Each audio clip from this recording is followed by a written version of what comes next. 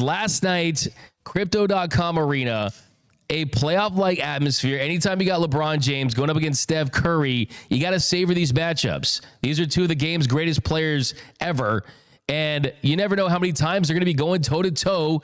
And last night, Steph Curry and the Warriors and Jimmy Butler and Draymond Green that look like they're all of a sudden this bona fide championship contender, a team that now has gone 12-0 entering their game with this new starting lineup that has Jimmy Butler in it.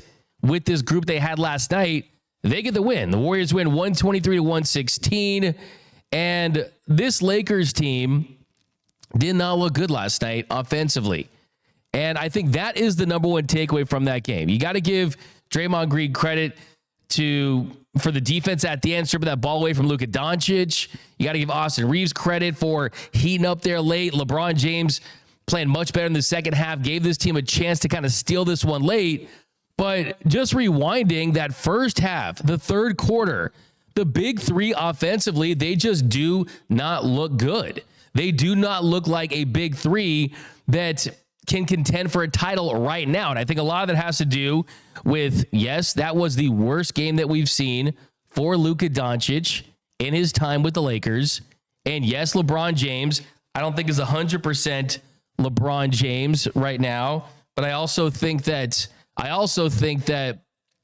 as a whole, most likely he's trying to work his way back from injury as well and trying to get back to 100%. But looking at last night's game, and you got to talk about Luka Doncic first. That is the lead here in this game. Luka Doncic just did not look like that Luka magic, blackout Luka, guy that's going to be a perennial MVP candidate for the next 5, 6, 7, 8 years. He just could not hit water if he fell off a boat last night. Goes 6 for 17 from the field, 0 for 6 from beyond the arc. The last time Luka Doncic played in a game and failed to score from beyond the arc was April 7, 2023 against the Bulls. Not a good game for Luka Doncic. Even at the end, having a chance to atone for what was his worst game as a Laker, he gets into the lane, gets into the paint, drives to the cup, and Draymond Green does a brilliant job getting his hand on the basketball to not get loose, and that was the game right there. Now, Austin Reeves, got to give LeBron James, Hillbilly Mamba some credit because he played well. He was hot, especially at the end of the game. He scored 20 points, went 6 for 9 from beyond the arc, and he gave the Lakers a chance there late. And I think the other silver lining for last night's game, if you're a Lakers fan, is that LeBron James, he got his groove back later in that one. He was not aggressive in the first half, shot just 4 shots, but was hitting from beyond the arc too. From downtown, he was 5 for 8. So I think if you look at the first half of that game, that's kind of where it was lost. The big three not coming out aggressive, not putting up enough points. And we saw in the win against the Rockets, they didn't win because of the big three. They won because of Dorian Finney-Smith and Gabe Vincent, who combined for 40 points, where Dorian Finney-Smith also had his worst game as a Laker as well. He did not look good yesterday, had opportunities there, had that big 3-point shot late that just did not go down for him. And Luka, Dorian Finney-Smith, and Gabe Vincent, they shot a god-awful 1 for 17 from 3-point range. So this is not a Laker team that lives and dies by the 3-point shot. In fact, I think one of the big offseason needs for the Lakers is to get that unconscious, consistent 3-point shooter. Austin Reeves currently leads the team in 3-pointers made a game, and he's 23rd in the league. But the Lakers, they're 19th in 3-point attempts. Last season, the two leaders in 3-point attempts, they reached the finals. So, I mean, that's just kind of the current state of the NBA, right? You got to hit threes if you want to win a championship. And I think that's something they need in the offseason. I think Dalton Knecht can be that guy. And Luka Doncic, he actually set the franchise record for most 3-pointers made in a season in March. But clearly you saw in this one, they were outshot earlier in the game. They did come out hot. The Lakers got off to a quick start. They scored 17 points through the first 4 minutes. Then the offense they completely hit a speed bump. They were stalling, and they ended up trailing 26-22 at the end of the first quarter. And then it was brick after brick, just a brick-laying fest for the purple and gold. They missed 11 straight field goals. They had a scoring drought that was concerning, because you have scoring droughts like that in the playoffs, you're going to lose. You have scoring droughts like that against good teams, you're not going to win games. You know, on the other side, the Warriors, for some reason, the Warriors look like they're further along in their superstar going to their team transition, right? We know that LUKA has played extremely well at times. LeBron James has played extremely well at times. Austin Reeves has been great too.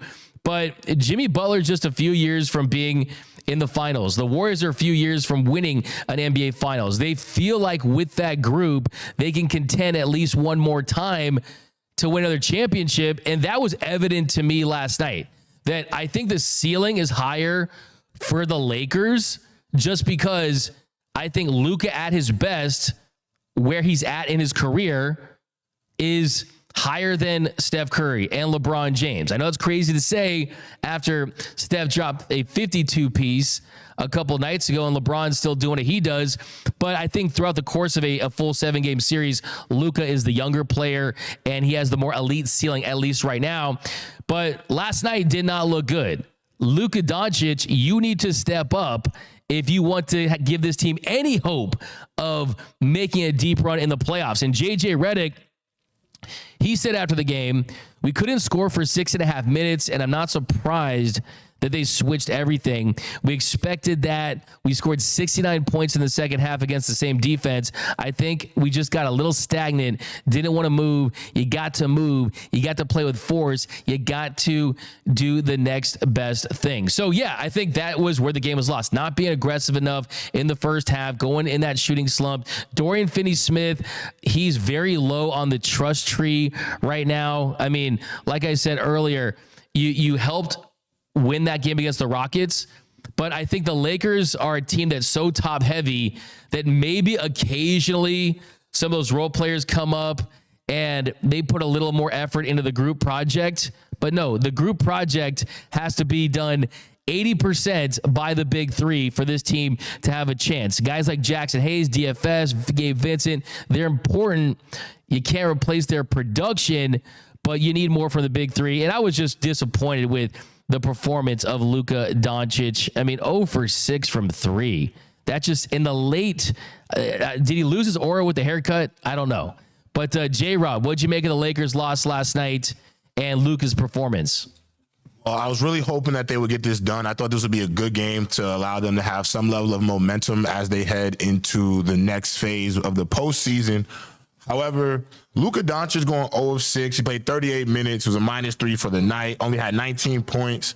Only 1 turnover. But his ability, him not being able to make a 3-point shot, be consistent from the outside, that is a problem because you do need him to be able to do that. I did like that he was 7 of 7 from the free throw line because, sometimes he can be a little erratic at the free throw line at times.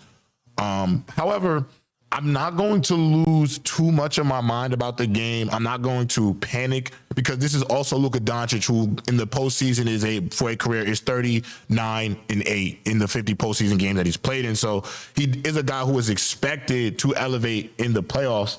However, I do think for the Los Angeles Lakers to be the best version of themselves in the postseason, Luka Doncic has to be a part of that catalyst. I love that Rui Hachimura had 24, and I love that Austin Reeves had 31, but it is going to be important for Luka Doncic to be at that 25 to 30 plus a night if they want to be able to win in the playoffs. And so it really needs to be LeBron and Luka leading the charge for the Lakers to be the best version of themselves. And so this game definitely wasn't great, but I'm not going to think that this is going to be the story of this team going into the postseason. Yeah, I mean, that's the best way to look at it if you're a Lakers fan, is that, hey, look, this is a Warriors team that hasn't had to deal with LeBron being out, hasn't had to deal with, look, Luka Doncic has played a lot of minutes and he's adjusting to a new team in a new city, but let's not forget that he did shoot over 40% from 3 in the month of March, and he was elite there. So you're going to have some regression to the mean at some points. I'm not going to look too much into it. It was disappointing for sure, but I think for the Lakers, they're just ready to throw their hat in the ring in the playoffs, see if they can catch fire and see if they can be dangerous.